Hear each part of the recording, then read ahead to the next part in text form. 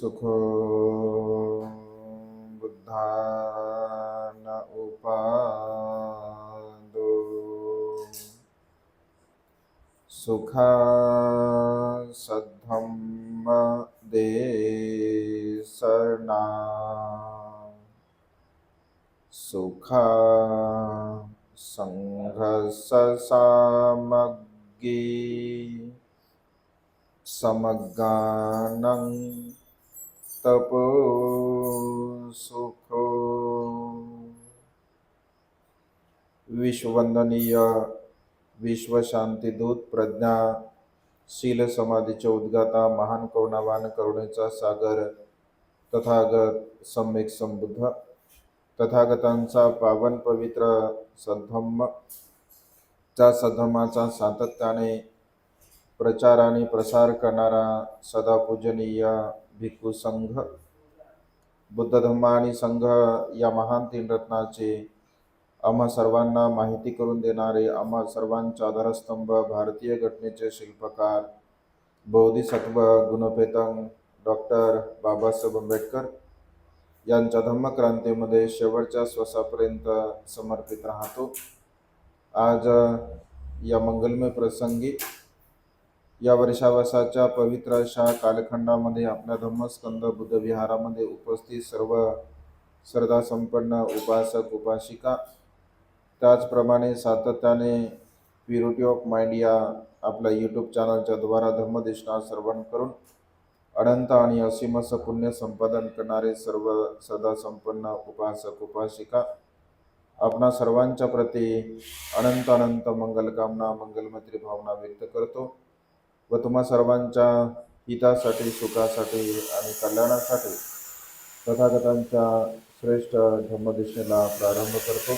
आपण सर्वांनी शांत चित्ताने एकाग्रचित्ताने तथागतांच्या श्रेष्ठ धम्मदिशेला श्रवण करावे, ग्रहण करावे। आज या मंगलमय प्रसंगी या वर्षावसाच्या पवित्र अशा कालखंडामध्ये तथागतांच्या वेगवेगळ्या दिशाला अनुसरून आपण धम्मदेशना श्रवण करून आपल्या जीवनामध्ये महान आणि असीम पुण्य आपण संपादन करत असतो। आज या मंगलमय प्रसंगी एका वेगळ्या विषयावरती धम्मदेशना आपण श्रवण करणार आहोत। बौद्ध इतिहासाला अनुसरून बौद्ध इतिहासामध्ये उद्याचा दिवस अत्यंत महत्त्वपूर्ण आहे। उद्याच्या दिवसाचं महत्त्व आजच्या धम्मदेशनेमध्ये आपण श्रवण करणार आहात। उद्या सुद्धा त्यावरती विस्तार रूपाने देशना होईल। आज मात्र थोडक्यामध्ये आपण एक सारांश रूपाने त्यावरती धम्मदेशना श्रवण करणार आहोत। उद्याचा दिवस अत्यंत महत्त्वपूर्ण आहे। उद्या विजयादशमी म्हणून संपूर्ण भारतवर्षामध्ये उत्सव संपन्न केला जात असतो। आजपासून 67 वर्षापूर्वी बोधिसत्व गुणपेतंग डॉक्टर बाबासाहेब आंबेडकरांनी आपल्या 6 लाख अनुयायांसह नागपूर या भूमीमध्ये बौद्ध धम्माचा स्वतः स्वीकार केला आणि आपल्या अनुयायांना धम्माची दीक्षा दिली। 14 ऑक्टोबर 1956 साली 14 ऑक्टोबर हा बौद्ध इतिहासाच्या दृष्टीने अत्यंत महत्त्वपूर्ण असा दिवस आपण समजत असतो। कारण 14 ऑक्टोबरला आपणा सर्वांना बाबासाहेबांनी धम्माची दीक्षा दिली आणि त्यामुळे जो समाज अत्यंत कठीण अशा परिस्थितीमध्ये जीवन जगत होता, ज्याला पशुतुल्य अशा प्रकारचे जीवन आपल्या जीवनामध्ये लाभलेलं होतं आणि त्यामुळे या सर्व प्रकारच्या जीवनाला नष्ट करण्यासाठी बाबासाहेबांनी महत्त्वपूर्ण हे धम्म दीक्षेचं पाऊल उचललं आणि लाखो बांधवांनी 14 ऑक्टोबर 1956 साली बौद्ध धर्माचा स्वीकार केला. बौद्ध धर्माचा स्वीकार करत असताना इतिहास अत्यंत महत्त्वपूर्ण आहे. कारण बाबासाहेब असं म्हणतात की जो समाज इतिहास जाणत नाही तो समाज इतिहास कधीही घडू शकत नाही. आणि त्यामुळे इतिहास आपण जाणला पाहिजे, इतिहास आपण समजून घेतला पाहिजे. जो जो मनुष्य इतिहासाला जाणतो, इतिहासाला समजून घेत असतो, तर त्या मनुष्यांच्या जीवनामध्ये एक परिवर्तन येण्यासाठी किंवा परिवर्तन आणण्यासाठी तो इतिहास सहाय्यक ठरत असतो. बाबासाहेब हे इतिहासाचे फार जाणकार होते.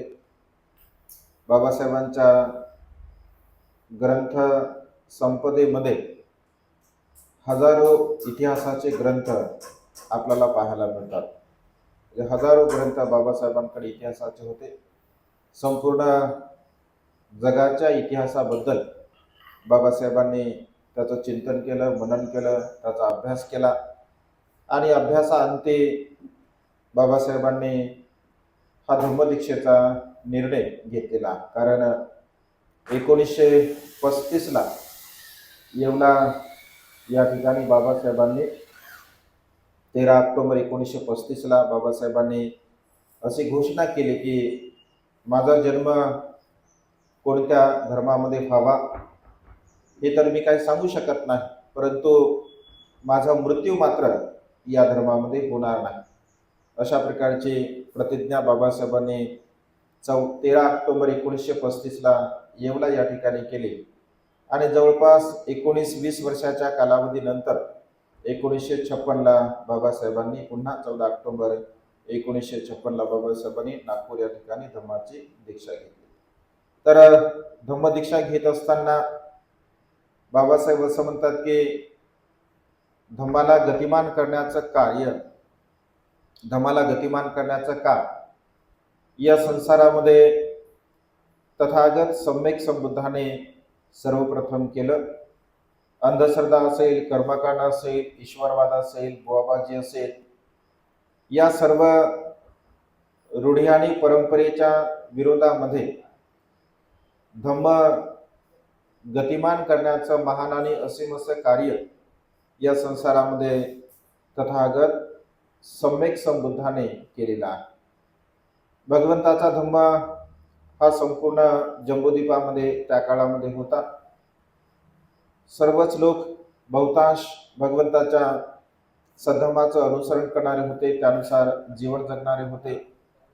आणि त्यानंतर मधल्या काळामध्ये धम्मामध्ये थोड्याफार प्रमाणामध्ये भेसळ होऊ लागली आणि पुन्हा धम्माचं चिंतन, धम्माचं पुन्हा संगायन व्हावं या दृष्टिकोनातून अनेक राजे महाराजे यांनी बुद्ध तत्वज्ञानाला पुनर्जीवित करण्याचं महान आणि असीम असं कार्य केलं.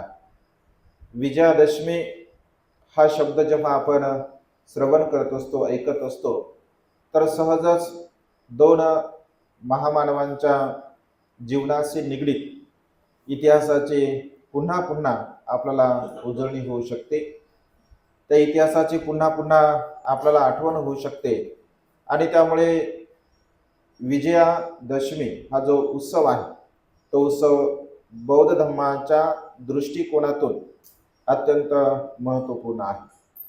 अन्य बांधव सुद्धा त्याला दसरा म्हणून संपन्न करत असतात, ते त्यांच्या पद्धतीने संपन्न करतात. परंतु बौद्ध संस्कृतीचा इतिहास जेव्हा आपण पाहत असतो तर त्याला वेगवेगळ्या प्रकारची कारणं आपल्याला पाहायला मिळत असतात. तथागतांच्या धम्माचा प्रचार आणि प्रसार भगवंताच्या काळामध्ये तर झालाच, परंतु भगवंताच्या नंतर सुद्धा जे राजे महाराजे होते तर त्या राजे महाराजांनी धम्माचा प्रचार आणि प्रसार केला. भगवंताचा धम्म जेव्हा जेव्हा म्हणजे लोप पावण्याचे संकेत होते किंवा जेव्हा जेव्हा भगवंताच्या धम्माला ग्लानी येण्याचे संकेत दिसत होते, तेव्हा तेव्हा ज्ञानभिक्षू असतील किंवा श्रद्धासंपन्न राजे लोक असतील, तर त्यांनी पुन्हा पुन्हा धम्माला गतिमान करण्याचं कार्य केलेलं आहे. भगवंताच्या महापरिनिर्वाणानंतर अगदी काहीच अवधीमध्ये पहिली धम्मसंगती राजगृह या ठिकाणी भरवण्यात आली.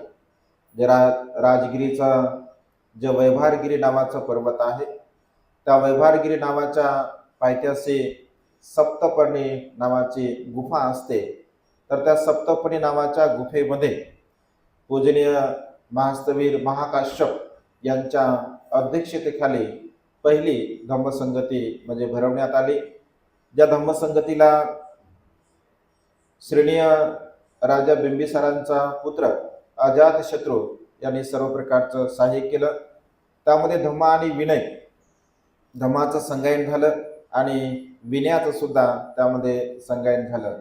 त्यानंतर पुन्हा काही वर्षानंतर अनेक भिक्षू सद्धम्मामध्ये वेगवेगळ्या प्रांतामधून येऊ लागले आणि आपलं आपलं कुळाचं वर्चस्व, अहंभाव, मीपणा, गर्व यामुळे एकमेकांमध्ये थोड्याफार स्वरूपामध्ये धम्म आणि विनयावरून वादविवाद होऊ लागले आणि पुन्हा 10 प्रकारचे प्रश्न निर्माण केले गेले आणि 10 प्रकारचे प्रश्न निर्माण केल्या गेल्यानंतर पुन्हा कालाशोक नावाच्या राज्य कार्यकाळामध्ये पुन्हा दुसऱ्या धम्मसंगतीचं आयोजन करण्यात आलं. तिथे सुद्धा धम्माला योग्य प्रकारचं स्वरूप देण्याचा प्रयत्न केला गेला. तिसऱ्या धम्मसंगतीमध्ये राजा चक्रवर्ती सम्राट अशोक यांच्या मार्गदर्शनाखाली, त्यांच्या सहकार्याने, भंते मोगलीपुत्र तिस्स यांच्या सहकार्याने आताचे जे पूर्वीच्या काळामध्ये पाटलीपुत्र होतं, ज्याला आता आपण पाटणा असं म्हणत असतो, तर त्या पाटलीपुत्र शहरामध्ये अनेक भिक्षूंच्या मार्गदर्शनाखाली तिसरी धम्मसंगती भरवण्यात आली मोगलीपुत्र तिस्सभंतेंच्या अध्यक्षतेखाली. आणि तिथे सुद्धा धम्माला पुन्हा एकत्रित किंवा धम्माचं शुद्धीकरण करण्याचा प्रयत्न केला गेला. हे महान आणि असीम असं कार्य राजा चक्रवर्ती सम्राट अशोकांनी केलेला आहे. भगवंताच्या नंतर जर धम्माला योग्य प्रकारचं गती देण्याचं कार्य जर कोणी केलं असेल तर ते चक्रवर्ती सम्राट अशोकांनी केलेला आहे. आणि मनुष्य हा सहजासहजी बदलत नसतो. मनुष्याचा स्वभाव, मनुष्याच्या मनामध्ये अनेक वर्षापासून उत्पन्न होणारे जे संस्कार असतात, ते संस्कार सहजासहजी आपण काही बदलू शकत नाही. चक्रवर्ती राजा सम्राट अशोकांच्या बाबतीमध्ये असं म्हटलं जातं, इतिहास असं सांगतो की ते अत्यंत शूरवीर होते, पराक्रमी होते. चंडाशोक म्हणून सुद्धा त्यांना इतिहासामध्ये नामविधान केला गेला आहे, कारण ते अत्यंत क्रोधी होते, शीघ्रकोपी होते असं म्हटलं आहे. जे काही राज्य आपल्या पित्याने अर्थात चंद्रगुप्त मौर्यांनी निर्माण केलं होतं, चंद्रगुप्त मौर्यांच्या राज्यांना अधिक विस्तार देण्याचं कार्य सम्राट अशोकांनी केलं. आणि एक राजा म्हणून राजामध्ये असणारी जी महत्वाकांक्षा आहे, ती महत्वाकांक्षा राजांची कधीही कमी होत नसते. एक राज्य जिंकल्यानंतर दुसरं राज्य जिंकावं, दुसरं जिंकल्यानंतर तिसरं जिंकावं, तिसरं जिंकल्यानंतर चौथं जिंकावं, अशा प्रकारे संपूर्ण त्या काळामध्ये जम्बूद्वीप राजा चक्रवर्ती सम्राट अशोकांनी जिंकला होता. परंतु जे राज्य आपल्या पित्याला सुद्धा म्हणजे प्राप्त करता नाही आलं, चंद्रगुप्तांना सुद्धा, तर आपण त्या राज्यांवरती आक्रमण करावं, त्यांना आपल्या अधिपत्याखाली आणावं, अशा प्रकारचा ते विचार करत असतात. आणि शेवटी सर्व शक्तीनिशी असं म्हटलं आहे, इतिहास अशा प्रकारचा सांगतो की कलिंगावरती ते युद्ध करत असतात. आणि कलिंगावरती युद्ध केल्यानंतर जगाच्या इतिहासामध्ये अशी एकही घटना नाही आहे की एखादा राजा म्हणजे युद्ध करतोय आणि युद्ध केल्यानंतर पुन्हा त्या युद्धभूमीवरती म्हणजे जात असतो. तर जगाच्या इतिहासामध्ये पहिला असा राजा की युद्ध झाल्यानंतर, युद्ध जिंकल्यानंतर सुद्धा त्या युद्धभूमीवरती जात असतो. आणि युद्धभूमीवरती गेल्यानंतर जेव्हा तो पाहतो, असं म्हटलं आहे की रक्तांचा पाठ त्या युद्धभूमीवरती त्याला पाहायला मिळत असतो. लाखो लोक मृत्यूला प्राप्त होत असतात, असंख्य स्त्रिया विधवा होत असतात, असंख्य सैनिकांच्या शरीरांचे अवयव छिन्न विच्छिन्न झालेले असतात. आणि हा जो आक्रोश आहे, हे जे दुःख आहे, ह्या ज्या वेदना आहे, या अशा प्रकारच्या दुःख, अशा प्रकारच्या वेदना पाहून त्याचं मन हळहळत असते. कारण मनुष्य क्रोधी जरी असेल, मनुष्य द्वेषी जरी असेल, मनुष्य रागीट जरी असेल, तरी मनुष्याच्या द्वेषाची, मनुष्याच्या रागाची एक सीमा ठरलेली असते. आणि त्या सीमेच्या पलीकडे जर मनुष्याच्या जीवनामध्ये अनंत आणि दुःख वेदना जर होत असतील, तर साहजिकच आहे मनुष्याच्या चित्तामध्ये कुठेतरी करुणाभाव त्यांच्या हृदयामध्ये निर्माण होत असते. आणि असंख्य लोकांना तो कैदी सुद्धा बनवत असतो. अनेक लोकांना जे मारलेलं असतं, अनेक लोक मृत्यूला प्राप्त होत असतात. लहान वयाचे लोक असतील, मध्यम असतील, वयस्कर असतील. कारण त्या काळामध्ये कलिंग देश सुद्धा अत्यंत प्राक्रमी होते, लोक अत्यंत शूरवीर होते. आणि सर्व शक्तीनिशी चक्रवर्ती सम्राटशोकांसोबत त्यांनी युद्ध केलं होतं. तर त्या युद्धामध्ये असंख्य जीवितहानी झाली होती असं म्हटलेलं आहे. आणि अशाच प्रसंगी इतिहास असा सांगतो की तो विदिग्न होतो, दुःखी होतो, कष्टी होतो. आणि एक मन अशा प्रकारचं त्याच्या चित्तामध्ये विचारांचं युद्ध त्याच्या मनामध्ये निर्माण होते की अरे, मी तर युद्ध केलं, मी तर लोकांना मारलं, मी तर विजयवीर झालो, परंतु खऱ्या अर्थाने हा माझा विजय नसून हा माझा पराभव आहे. अशा प्रकारची एक भावना त्याच्या चित्तामध्ये निर्माण होत असते. आणि असं म्हटलं आहे, इतिहासामध्ये असं सांगितलं आहे की अगदी काही अंतरावरती निग्रोध नावाचे एक लहान बालक श्रामणेर बुद्धं शरणं गच्छामि, धम्मं शरणं गच्छामि, संघं शरणं गच्छामि अशा प्रकारचा निनाद करत असताना त्या युद्धभूमीवरती येत असतात. असंही म्हटलं जातं की हे जे निग्रोध श्रामणेर असतात ते राजा चक्रवर्ती सम्राट यांचे जे वडील बंधू सुसीम असतात, तर त्यांचे ते पुत्र असतात असंही म्हटलं. इतिहासामध्ये असंही सांगितलं आहे. जेव्हा त्या निग्रोध नावाच्या श्रामणेरांकडे राजा बघत असतो आणि त्याच्याकडे बघितल्यानंतर आणि तो स्वतःचं जेव्हा अवलोकन करतो, स्वतःचं अवलोकन केल्यानंतर तो मनामध्ये विचार करतो की अरे, हा छोटासा श्रमण आहे, छोटासा भिक्षू आहे, प्रवर्जित आहे, परंतु याची जी कांती आहे, याचा जो चेहरा आहे, अत्यंत प्रसन्न आहे, अत्यंत आनंदी आहे. आणि मी राजा असून सुद्धा दुःखी आहे, कष्टी आहे, बेचैन आहे. मी एवढं मोठं युद्ध जिंकलं आहे. आज मी खऱ्या अर्थाने या संपूर्ण जम्बूद्वीपाचा राजा आहे. अशा प्रकारची भावना त्याच्या मनामध्ये निर्माण होते. परंतु मी दुःखी आहे, मी कष्टी आहे आणि ज्यांच्याकडे काहीही नाही आहे, अशा प्रकारचा हा प्रवर्जित, हा श्रामणेर या ठिकाणी अशा प्रकारच्या प्रसन्नतेला, सुखाला हा प्राप्त झालेला आहे. अशा प्रकारची भावना त्यांच्या मनामध्ये निर्माण होते. आणि त्या निग्रोध श्रामणेरांकडे बघून चक्रवर्ती सम्राटशोकांचं हृदय पूर्णपणे बदलत असते. ते त्यांना आपल्या राजमहालामध्ये घेऊन जात असतात. आणि राजमहालामध्ये घेऊन गेल्यानंतर त्यांना म्हणतात की बनते, आपण योग्य प्रकारचं आसन ग्रहण करावं, योग्य प्रकारचं आसन ग्रहण करावं. असं म्हटल्याबरोबर असं म्हटलं आहे की निग्रोध श्रामणेर डायरेक्ट जाऊन राजसिंहासनावरती बसत असतो. राजसिंहासनावरती बसल्यानंतर राजा म्हणतात की म्हणते की आपलं आसन नाही आहे, हे तर राजाचं आसन आहे, आपण दुसऱ्या आसनावरती बसावं. तेव्हा अत्यंत धैर्यपूर्वक निग्रोध श्रामणेर त्यांना असं म्हणतो की महाराज, हेच माझं योग्य आसन आहे, हेच माझं उचित आसन आहे.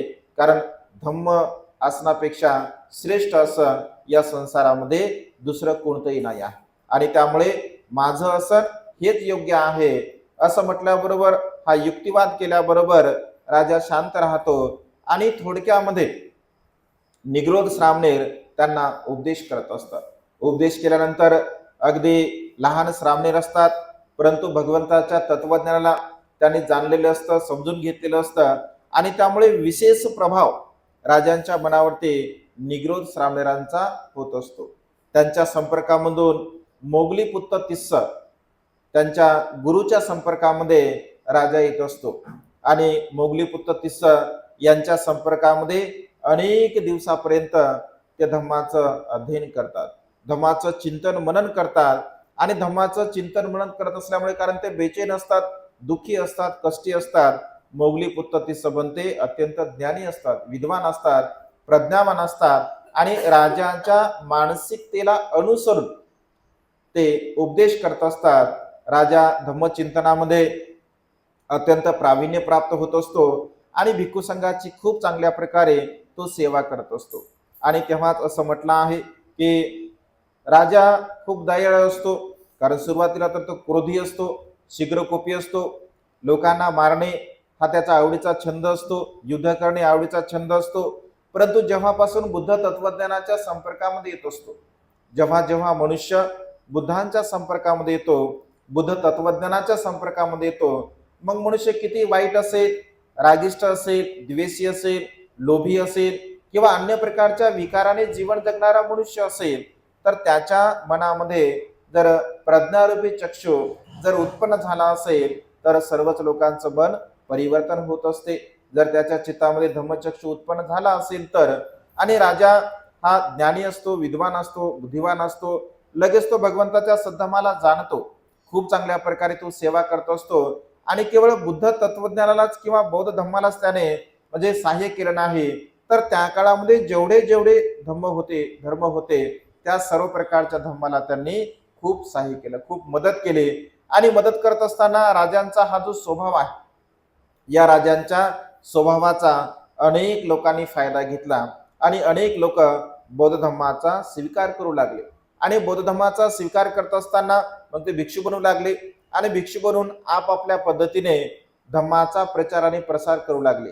ही गोष्ट जेव्हा मोगली पुत्र तिस्स भंतेंच्या लक्षामध्ये येत असते, तेव्हा ते असं म्हणतात की धम्म तर लोप पावत आहे, कारण तोपर्यंत म्हणजे पहिल्या धम्मसंगतीपासून ते तिसऱ्या धम्मसंगतीपर्यंत बुद्ध तत्वज्ञानाचे 18 म्हणजे पंथ निर्माण झाले होते. पहिल्या धम्मसंगतीमध्ये धम्म आणि विनयाचं संज्ञान केलं गेलं.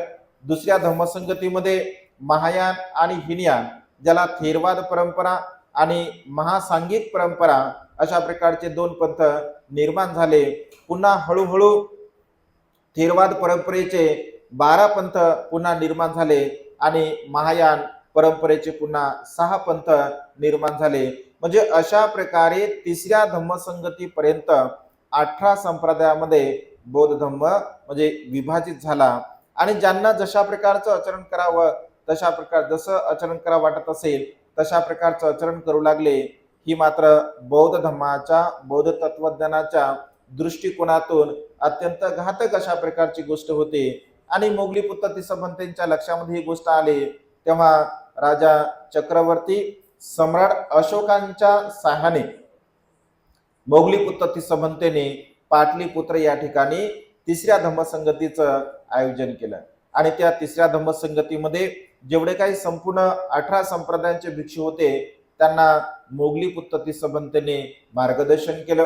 आणि मार्गदर्शन केल्यानंतर कथावथू नावाच्या ग्रंथाची तिसऱ्या धम्मसंगतीमध्ये निर्मिती झाली, ज्या 18 संप्रदायाने विचारलेल्या प्रश्नांची यथायोग्यपणे तर्कशुद्ध पद्धतीने मोगली पुत्र तिस्स भंतेंनी त्याची उत्तरे दिले, त्यांच्या प्रश्नाचे खंडन केलं आणि पुन्हा बौद्ध धम्माला एक नव्या स्वरूपामध्ये ऊर्जा प्राप्त झाली. त्यानंतर एवढंच नव्हे तर राजा एवढ्यावरच थांबले नाही, तर संपूर्ण देश विदेशामध्ये धम्माचे प्रचारक म्हणून सुद्धा त्यांनी प्रचार समिती निर्माण केली आणि वेगवेगळ्या भागामध्ये भिक्षूंना सुद्धा धम्माचा प्रचार आणि प्रसार करण्यासाठी पाठवलं. चैत्य निर्माण केले, शिलालेख निर्माण केले, विहार निर्माण केले, लेल्या निर्माण केल्या. म्हणजे अशा प्रकारे बौद्ध धम्माचा प्रचार आणि प्रसार करण्यासाठी आपलं संपूर्ण जीवन चक्रवर्ती सम्राट अशोकांनी समर्पित केलं आणि असं म्हटलं आहे की भगवंताच्या धम्म हा 84,000 धम्मस्कंदाचा आहे। स्वतः भगवंताने 82,000 उपदेश दिले आणि 2,000 उपदेश भगवंताचे जे अग्र श्रावक अग्र शिष्य होते त्यांनी दिले। मग 84,000 धम्मस्कंदाचं प्रतीक म्हणून 84,000 विहारे, चैत्य, शिलालेख, लेण्या चक्रवर्ती सम्राट अशोकांनी निर्माण केला। भगवंताचं महापरिनिर्वाण झाल्यानंतर 8 भागामध्ये भगवंताच्या अस्थी विभाजित करण्यात आल्या होत्या। त्यापैकी 7 येथील चक्रवर्ती सम्राट अशोकांनी स्तूपांचं उत्खनन केलं, कारण जे काही कलिंग देशातील जे लोक होते त्यांनी मात्र त्यांना पुन्हा सुद्धा विरोध केला, त्यांनी स्तूपाचं उत्खनन होऊ दिले नाही। त्यामुळे 7 स्तूपातील अस्थी त्यांनी उत्खनित केल्या आणि या 84,000 चैत्य, शिलालेखे, विहारे जे निर्माण केले त्या सर्व विहारांमध्ये त्यांनी पुन्हा बुद्धांच्या अस्थी प्रस्थापित केल्या। म्हणजे अशा प्रकारे एवढं मोठं धम्माचं कार्य केल्यानंतर पुन्हा त्या भंते मोगली पुत्ततीस यांना म्हणतात की भंते, मी धम्माचा सखा झालो आहे का, मी धम्माचा जवळचा झालो आहे का? तर भंते असं म्हणतात की केवळ विहार निर्माण करण्याने, चैत्य निर्माण करण्याने, शिलालेख निर्माण करण्याने मनुष्य कधी धम्माचा सखा होत नाही। तुम्ही केवळ धम्माचे दायक आहात, तुम्ही धम्माचे दायाद आणखी बनले नाही आहे। तर मग धम्माचा दायाद बनण्यासाठी काय करावं लागतं, धम्माचा सखा बनण्यासाठी काय करावं लागतं, धम्माचा जवळचा बनण्यासाठी काय करावं लागतं? तर तेव्हा भंते सांगतात की जोपर्यंत तुम्ही तुमचा पोटचा गोळा, तुमची संतती संघामध्ये सामील करून घेत नाही तोपर्यंत तुम्ही धम्माचे सखे होऊ शकत नाही, धम्माचे जवळचे तुम्ही होऊ शकत नाही। तेव्हा ते विचार करतात की माझ्याच्यानं जे काही मला करायचं होतं ते तर मी सर्वच केलेलं आहे, परंतु आता संघामध्ये भिक्षूंना, संघामध्ये आपल्या पुत्रांना पाठवणे हे तर माझ्या हातामध्ये नाही। खिन्न आणि उदास चेहऱ्याने जेव्हा राज दरबारामध्ये येतात त्यांचे पुत्र महेंद्र, जेव्हा त्यांना विचारतात की पिताश्री काय झाला आहे, सर्व वृत्तांत जेव्हा त्यांना ते सांगतात तर अत्यंत प्रसन्नतेने, अत्यंत आनंदाने महेंद्र कुठल्याही प्रकारचा विचार न करता त्यांना म्हणतात की पिताश्री, मी भिक्षू बनण्यासाठी तयार आहे। आणि ते भिक्षू बनतात। भिक्षू बनल्यानंतर धम्माचा प्रचार आणि प्रसार करण्यासाठी सिलोन या देशामध्ये अर्थात श्रीलंकेमध्ये ते जात असतात। तिथे यांचे मित्र, राजा चक्रवर्ती सम्राट अशोकांचे मित्र वठ्ठगामिनी हा त्या काळामध्ये राजा असतो, तर त्यांच्या राज्य कार्यकाळामध्ये महेंद्र धम्माचा प्रचार आणि प्रसार करतात। ते अरहंत असतात, दुःखमुक्त असतात। पुन्हा तेथील राजांची जी पत्नी असते, राणी असते किंवा अन्य स्त्रिया असतात, त्यांनी सुद्धा धम्माची दीक्षा घेण्याची इच्छा व्यक्त केली, तर ते सांगतात की मी तर धम्माची दीक्षा देऊ शकत नाही। पुन्हा त्यांच्या पुत्रीला अर्थात संघमित्राला सुद्धा बोलवलं जातं। संघमित्रा सुद्धा आपला संपूर्ण संसाराचा त्याग करून भिक्षुणी बनत असते, श्रीलंकेमध्ये जाते आणि तिथे भिकुणींना दीक्षा सुद्धा म्हणजे स्त्रियांना सुद्धा दीक्षा देत असते। म्हणजे अशा प्रकारे संपूर्ण जीवन चक्रवर्ती सम्राट अशोकांनी बुद्ध धम्माचा प्रचार आणि प्रसार करण्यासाठी घालवलं होतं। आणि जेव्हा बाबासाहेब पुन्हा पुन्हा या धम्माचं चिंतन करतात, मनन करतात आणि चिंतन मनन करून बाबासाहेब जेव्हा धम्म दीक्षा घेत असताना सरळ सरळ आपल्या पत्रामध्ये असं लिहित असतात की मी बौद्ध धम्माचा स्वीकार करत आहे।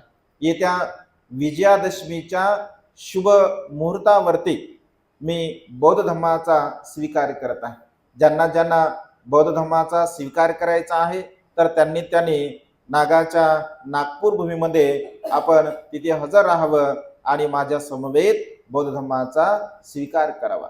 इतिहासाची उजळणी करत असताना बाबासाहेब असं म्हणतात की ज्या चक्रवर्ती सम्राट अशोकांनी समता, स्वातंत्र्य आणि बंधुत्व या 4 मूल्यांचा धम्माचा प्रचार आणि प्रसार केला। कारण बाबासाहेबांनी जेव्हा संविधान लिहिलं तर संविधान लिहिल्यानंतर अनेक लोक असं म्हणत असत किंवा अन्य जे ज्ञानी विद्वान लोक असं म्हणायचे की बाबासाहेबांनी समता, स्वातंत्र्य, बंधुत्व आणि न्याय ही जी 4 मूल्य तत्व आहे तर फ्रेंच राज्यक्रांतीतून बाबासाहेबांनी घेतली, अशा प्रकारचा ओहापोह अन्य तत्व ते बोलत असत। परंतु बाबासाहेब स्पष्टपणे असं म्हणायचे की फ्रेंच राज्यक्रांतीमधून समता, स्वातंत्र्य, बंधुत्व आणि न्याय ही मूल्य मी स्वीकारली नाही, तर मी चक्रवर्ती सम्राट अशोकांनी जी बुद्धांच्या तत्वज्ञानामधून समता, स्वातंत्र्य, बंधुत्व आणि न्याय ही 4 मूल्य भगवंताने सर्वप्रथम या संसारामध्ये मनुष्यांच्या मनामध्ये त्याचं बीजारोपण केलं. त्याच समता, स्वातंत्र्य, बंधुत्वाचं बीजारोपण चक्रवर्ती सम्राट अशोकांनी आपल्या शासन कार्यकाळामध्ये आपल्या लोकांसाठी त्यांना त्या तत्वांची प्रस्थापना केली किंवा त्या तत्वांचं आचरण केलं. अगदी त्याच सम्राट अशोकांचा मी आदर्श माझ्या राज्यघटनेमध्ये सुद्धा घेतलेला. समता, स्वातंत्र्य आणि बंधुत्व ही फ्रेंच क्रांतीमधून घेतले तत्व नाही, तर ही तत्व बुद्धांच्या सिद्धांतामधून चक्रवर्ती सम्राट अशोकांच्या राज्य कार्यकाळामधून मी स्वीकारली आहे, अशा प्रकारे बाबासाहेब स्पष्टपणे सांगत असत. म्हणजे विजयादशमीचा जो शुभ मुहूर्त आहे, कारण बाबासाहेब असं म्हणतात की सम्राट अशोकाने जो विजय उत्सव संपन्न केला, कारण 84,000 चैत्य, शिलालेख, विहारे निर्माण केले गेले, तर असं म्हटलं आहे की या संपूर्ण विहाराचं निर्माण झाल्यानंतर चक्रवर्ती सम्राट अशोकांनी फार मोठा उत्सव केला होता, ज्याला विजयी उत्सव असं म्हटलं जातं. कारण साहजिक आहे त्यांनी बाह्य शत्रूंवरती जर विजय मिळवलाच होता, परंतु आंतरिक शत्रूंवरती सुद्धा त्यांनी विजय मिळवला होता. त्यांचं मन प्रसन्न होतं, आनंदी होतं आणि धम्माचा प्रचार आणि प्रसार करण्यासाठी त्यांनी आपलं संपूर्ण जीवन समर्पित केलं आणि त्यामुळे हा विजय उत्सव त्यांनी संपूर्णतः साजरा केला असं म्हटलं आहे. दुसऱ्या बाजूने इतिहासामध्ये असंही सांगलं जातं की दिवाळीचा जो दीप उत्सव आहे, तर चक्रवर्ती सम्राट अशोकांनी जे चैत्य, शिलालेख, विहारे म्हणजे निर्माण केले गेले, तर संपूर्ण हे जे चैत्य, शिलालेख, विहारे हे जे निर्माण केले आहे, तर त्या सर्वांवरती दीप प्रज्वलित करून अंधाराला पूर्णपणे नष्ट करून प्रकाश पुन्हा पुन्हा या संसारामध्ये भगवंताच्या ज्ञानाचा, प्रज्ञेचा, तत्वज्ञानाचा प्रकाश या सृष्टीमध्ये पुन्हा पुन्हा निर्माण व्हावा, यासाठी त्याने दीप उत्सव केला असं इतिहासामध्ये म्हटलं जातं. जे दिवाळीचा संदर्भ किंवा अन्य बांधव दिवाळी साजरा करतात, खरं तर तो दीप उत्सव आहे असं म्हटलं जातं. परंतु इतिहासाच्या पडद्याआड काही गोष्टींचं म्हणजे पुन्हा त्याचं विद्रुपीकरण होत असते, त्याला वेगळ्या प्रकारचा अर्थ प्राप्त होत असतो आणि त्यामुळे काही गोष्टी पुन्हा पुन्हा त्या गोष्टीला नष्ट केल्या जातात किंवा तो इतिहास पुन्हा लोप पावला जात असतो. आणि त्यामुळे काही गोष्टी सत्य जरी असतील, काही गोष्टी स्वीकार्य जरी असतील किंवा काही गोष्टी आपल्या जरी असतील, परंतु इतिहासाच्या काळामध्ये जर त्या पडद्याआड होत आहे किंवा त्याचं स्वरूप जर वेगळं होत आहे, भिन्न होत आहे, तर त्याचा आपण स्वीकार नाही केला पाहिजे. कारण दीप उत्सव जर बाबासाहेबांनी सांगितलं असतं की दीपोत्सव तुम्ही साजरा करा, कारण दीपोत्सव आपलाच आहे, बाबासाहेबांनी या सर्व गोष्टी माहीत नव्हत्या का? तर माहीतच होत्या, परंतु त्याचं जे स्वरूप आहे त्याचं स्वरूप मात्र आता भिन्न झालं आहे, वेगळं झालं आहे आणि त्यामुळे कधी तशा प्रकारचा संदर्भ आपण आपल्या मनामध्ये घेऊ नये. अनेक लोक असं म्हणतात की मग दीपोत्सव साजरा केला तर आम्ही सुद्धा दिवाळी साजरी करतो, अशा प्रकारे लोकांची मानसिकता असते. परंतु इतिहासाला जाणलं पाहिजे, समजून घेतलं पाहिजे आणि त्यामुळे विजयादशमीचा जो महोत्सव आहे, तर तो उत्सव आपण खूप मोठ्या प्रमाणामध्ये संपन्न केला पाहिजे. 14 ऑक्टोबर 1956 बाबासाहेबांनी दीक्षा दिली. योगाने म्हणजे तसं संदर्भ हा आहे की विजयादशमीच्या शुभ मुहूर्तावरती बाबासाहेब असं म्हणतात की मी बौद्ध धर्माचा स्वीकार करत आहे. त्या दिवशी योगाने 14 तारीख होती, 14 ऑक्टोबर 1956 अशा प्रकारची तारीख होती आणि लोकांना असं वाटतं की मग बाबासाहेबांच्या जीवनामध्ये 14 तारीख अत्यंत महत्वपूर्ण आहे. आणि बाबासाहेब सुद्धा असं म्हणतात की 14 तारीख खरोखरच माझ्या जीवनामध्ये अत्यंत महत्वपूर्ण आहे, कारण बऱ्याचशा घटना बाबासाहेबांच्या जीवनामध्ये 14 तारखेला घडलेल्या आहेत आणि त्यामुळे बाबासाहेब स्वतः असं म्हणतात की योगायोग सुद्धा असेल, कदाचित माझ्या जीवनामध्ये 14 तारखेला बऱ्याचशा चांगल्या घटना घडलेल्या आहेत, परंतु बाबासाहेबांनी सुद्धा आपला इतिहास दिला आणि त्यामुळे बाबासाहेब असं म्हणतात की या धम्माचा प्रचार आणि प्रसार करण्यासाठी चक्रवर्ती सम्राट अशोकांचं फार मोठं योगदान आहे. कारण भगवंताच्या नंतर जर धम्माला जिवंत ठेवण्याचं काम जर कोणी केलं असेल तर ते म्हणजे चक्रवर्ती सम्राट अशोकांनी केलं. सम्राट अशोकांनी जर विहार निर्माण केले नसते, चैत्य निर्माण केले नसते, शिलालेख निर्माण केले नसते, लेण्या निर्माण केल्या नसत्या, विहार निर्माण केले नसते, तर आज घडीला बुद्धाचं जे तत्वज्ञान आहे ते बुद्धाचं तत्वज्ञान आपल्याला पाहायला भेटलं नसतं. म्हणजे आज माहीत असून सुद्धा आपण त्याचा स्वीकार करू शकत नाही. आज सत्य आपल्याला दिसत आहे तरी सुद्धा त्याचा आपण स्वीकार करू शकत नाही किंवा ते आपला आहे असा अधिकार आपण गाजू शकत नाही. जसं आता उदाहरण म्हणून म्हणजे अयोध्याचा आहे. अयोध्याचं मंदिर बनवत असताना तिथे उत्खनन करत असताना अगदी भगवंताच्या काळातील ताम्रपट सुद्धा प्राप्त झालेला आहे. तिथे अनेक प्रकारच्या बुद्धांच्या मूर्त्या सुद्धा उत्खननामध्ये सापडलेल्या आहेत. म्हणजे सत्यता असून सुद्धा त्याचं स्वीकार्य आपण करू शकत नाही किंवा त्यावरती आपला अधिकार होऊ शकत नाही. जसं महाबोधीचं महाविहार आहे बुद्धगयेचं, म्हणजे आजही ते आपलं आहे, सत्य आहे, सर्व जगाला माहीत आहे, तरी सुद्धा त्यावरती ब्राह्मणांचा कब्जा आहे. आजही तिथे ब्राह्मण पंडित तिथे म्हणजे कार्य करतात किंवा तेच प्रमुख आहेत. म्हणजे अशा प्रकारे जी सत्यता आहे आपलं असून सुद्धा कधी कधी स्वीकार्य होऊ शकत नाही. आणि त्यामुळे जी सत्यता आहे, ज्या सत्यतेला जे आपलं आहे तर ते आपलं स्वीकारण्याचा आपण प्रयत्न केला पाहिजे, सत्यतेला आपण स्वीकारलं पाहिजे. आणि त्यामुळे विजय उत्सव हा अत्यंत महत्वपूर्ण आहे. तो विजय उत्सव संपन्न चक्रवर्ती सम्राट अशोकाने केला. त्यामुळे सम्राट अशोक आपल्यामध्ये जिवंत असला पाहिजे, कारण ते जर नसते तर बुद्ध तत्वज्ञान नसतं. त्याने जे लेण्या, चैत्य, शिलालेख, स्तूप निर्माण केले, आजही बघा जशाच्या तसे म्हणजे स्तंभ आपल्याला पाहायला मिळतात.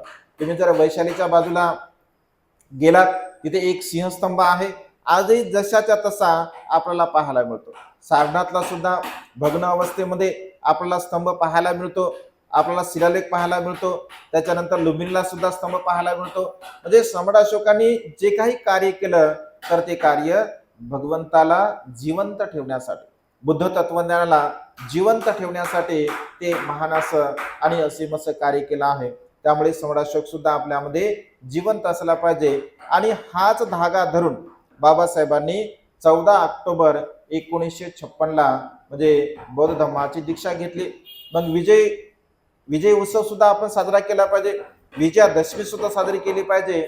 आणि असं जर आपल्याला वाटतं की 14 ऑक्टोबरला जर बाबासाहेब आपल्याला दीक्षा दिली तर 14 ऑक्टोबर साजरा केला पाहिजे, काय फरक पडते? विजयादशमीचा संपन्न केली पाहिजे. म्हणजे सम्राट अशोकांचा विजय उत्सव म्हणून आपण विजयादशमी साजरी करू शकतो. आणि 14 ऑक्टोबर 1956 बाबासाहेबांनी आपल्याला बौद्ध धर्माची दीक्षा दिली म्हणून तो सुद्धा धम्मदीक्षा उत्सव सुद्धा आपण संपन्न करू शकतो. त्याला आपण धम्मचक्र प्रवर्तन असं म्हणू शकत नाही, कारण या संसारामध्ये धम्मचक्र परिवर्तन फक्त आणि फक्त सम्यक संबुद्धच करू शकतात, अन्य कोणीही करू शकत नाही. आणि मग त्याला आपण धम्मचक्र अनुपरिवर्तन असं म्हणू शकतो, कारण त्या काळामध्ये जेवढे काही पत्रकार होते तर वेगवेगळ्या प्रकारच्या पत्रकाराने आपल्या धम्मदीक्षेच्या त्याला वेगवेगळ्या प्रकारचं टायटल दिलं. आणि त्यामुळे तसं जे प्रचलित काही रूढी आणि परंपरा तशा प्रकारच्या पडत गेल्या. मग कोणी बाबासाहेबांचं विशाल धर्मांतर अशा प्रकारचं टायटल दिलं पेपरला, कोणी धम्मचक्र परिवर्तन अशा प्रकारचं टायटल दिलं, कोणी धम्मचक्र अनुपरिवर्तन अशा प्रकारचं टायटल दिलं, कोणी धम्मदीक्षा 16 अशा प्रकारचं टायटल दिलं. म्हणजे वेगवेगळ्या प्रकारचे त्या काळामध्ये जे पत्रकार होते, जे पत्रक होते किंवा जे काही न्यूजपेपर होते तर त्यावरती बघा वेगवेगळ्या प्रकारचे टायटल दिल्या गेले होते. आणि तीच रूढी आणि परंपरा जे समोर आली आहे, परंतु आपण सुज्ञपणे जाणलं पाहिजे, समजून घेतलं पाहिजे.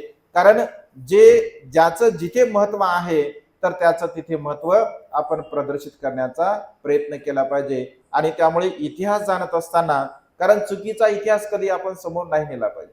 जेव्हा आपण अज्ञान असतो, अडाणी असतो किंवा काही गोष्टींचं ज्ञान आपल्याला नसते तर ती गोष्ट चालत आली तर ठीक आहे, परंतु जेव्हा जेव्हा आपण सुज्ञ झालो, जेव्हा जेव्हा आपल्याला काही समजतं तर त्या गोष्टींचं आपण परिवर्तनता त्याच्यामध्ये आणली पाहिजे. आणि त्यामुळे धम्मचक्र गतिमान केवळ आणि केवळ सम्यक संबुद्धच करू शकतात, दुसरं कोणीही करू शकत नाही.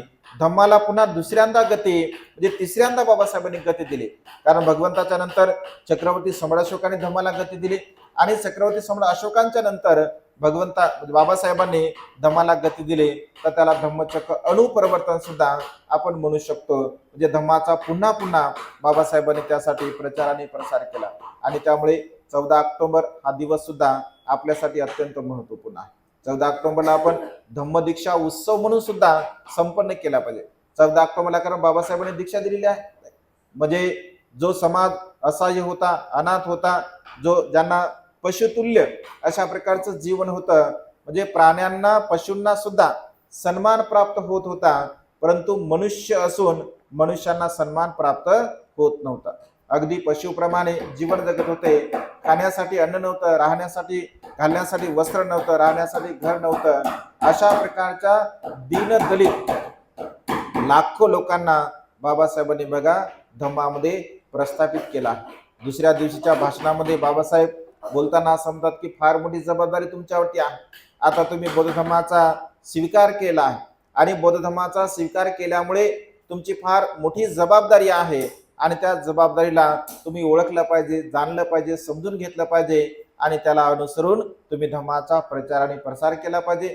स्वतः त्याचं आचरण केलं पाहिजे, स्वतः अनुसरण केलं पाहिजे आणि बुद्ध तत्वज्ञानाचा प्रचार आणि प्रसार मी माझ्या पद्धतीने काय करू शकतो, मी काय केलं पाहिजे याचं भान सुद्धा आपल्याला असलं पाहिजे. आपलं नैतिक कर्तव्य म्हणून मी सुद्धा काहीतरी केलं पाहिजे ही भावना आपल्यामध्ये असली पाहिजे.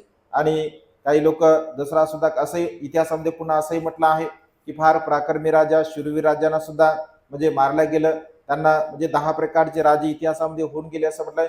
दसहरा म्हणजे 10 प्रकारच्या राजांना त्याने हरवल्यामुळे हा जो विजय उत्सव आहे तर त्याने विजय उत्सव साजरा केला असंही म्हटलं आहे. कारण बौद्ध धर्माचा प्रचार आणि प्रसार करत असताना किंवा बौद्ध इतिहासामध्ये 10 प्रकारचे राजे म्हणजे होऊन गेला. अगदी चंद्रगुप्त मौर्यांपासून ते शेवटचा जो आपला बृहदत्त राजा आहे तर बृहदत्तापर्यंत जेवढे काही राजे होऊन गेले तर त्या राजांना शेवटचा राजा म्हणजे बौद्ध परंपरेमध्ये किंवा बौद्ध धर्माचं अनुसरण करणारा किंवा बौद्ध धर्माचा प्रचार आणि प्रसार करणारा हा बृहदत्त हा शेवटचा राजा होता. कारण पुष्पमित्र शिंगाने जे त्याचा जो सेनापती असतो तर कपटाने त्यांना ते मारतात आणि तेव्हापासून पुन्हा म्हणजे बौद्ध धर्म हे पूर्णतः लयास जात असतो. आणि असं म्हटलं आहे की पुन्हा त्यांनी संपूर्ण त्यांची जी धनसंपत्ती आहे ती धनसंपत्ती लोकांमध्ये वाटून घेतली. त्यांनी उत्सव संपन्न केला आणि विशाल धनसंपदा त्यांची असल्या कारणाने सर्व लोकांनी ते वाटून घेतली, विजय संपन्न केला, उत्सव केला. आणि आजही म्हणजे ती परंपरा लोक बघा, आपले लोक म्हणजे अडाणी लोक, अज्ञानी लोक सगळं घर साफ करतात, भांडे धुतात, शस्त्र धुतात, ऐक नाही सगळं धुतात. आजही तुम्ही धुतले असं काही सांगता येत नाही, कारण परंपरा आहे ऐक किंवा काही सांगता येत नाही. लोक शस्त्र धुतात, त्याची पूजा करतात. आज बघा गावाकडे फार मोठ्या स्वरूपामध्ये करतात, शहरामध्ये करतात का माहित नाही पण करतात. मला तरी म्हणजे असं वाटतं की करतात. तर अशा पद्धतीने बघा चुकीच्या संकल्पना असतात. म्हणजे म्हणजे आपल्या राजांना, शूरवीरांना, सैनिकांना मारल्यानंतर त्याने ती शस्त्र धुवून टाकले असं पुन्हा म्हणतात की आपट्याच्या झाडावरती त्याने ती शस्त्र लपून ठेवले, युद्ध केलं आणि मग नंतर त्यांची शेती असते त्या शेतीची नासधूस केली आणि शेतीची नासधूस करून पुन्हा त्यांनी उत्सव केला. आणि लोक आता मग खोटं आपट्याचे पानं आणतात, बाजरीचे बापट्याचे पानं, ज्वारीचे पानं, बाजरीचे पानं, कापसाचे पानं आणि सोनं घ्या म्हणतात. सोनं घ्या, घरोघर वाटतात. थोडंसं खोटं सोनं द्यायचं, वंदन करायचं, काही घ्यायचं, निघून जायचं. सोनं द्या असं म्हणतात. म्हणजे त्या काळामध्ये खरं सोनं वाटलं होतं त्यांनी. आज मात्र त्याचं प्रतिकात्मक रूपाने सोनं वाटत असतात. तुम्ही वाटता की नाही? सोनं जळगावला जास्तच आहे जरा, A1 क्वालिटीचं सोनं मिळते जळगावला, आहे की नाही? खरं सोनं दिलं तर काहीतरी हरकत नाही, चांगलीच गोष्ट आहे की नाही?